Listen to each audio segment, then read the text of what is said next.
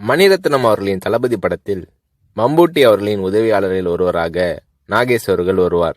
நாகேஷ் அவர்களிடம் 10 நாள் கால்ஷீட் வாங்கி இருந்த போதிலும் படத்தில் நாகேஷ் அவர்கள் நடித்த 3 காட்சிகள் மட்டுமே இடம்பெற்றிருந்தன.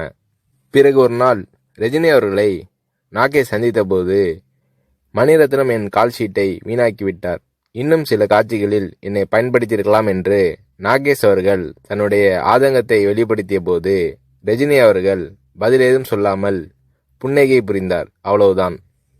பின்னர் தான் நாகேஷ் அவர்களுக்கு ரஜினி அவர்களின் மௌனத்தின் அர்த்தம் புரிந்தது. ரஜினி அவர்களிடம் பேசிக்கொண்டிருக்கும் போது அங்கே இல்லாத 3வது நபரை பற்றி குறை சொல்லி பேசினால் ரஜினி அவர்கள் அதை விரும்புவதில்லை. 3வது மனிதரை பற்றி பேசுவதோ விமர்சிப்பதோ நாகரீகம் இல்லை என்பது ரஜினி அவர்களின் பாலிசி. இது நாகேஷ் அவர்களுக்கு தெரிய வந்தபோது ரஜினி அவர்கள் மீதான மதிப்பு நாகேஷ் அவர்களின் உள்ளத்தில் பல மடங்கானது.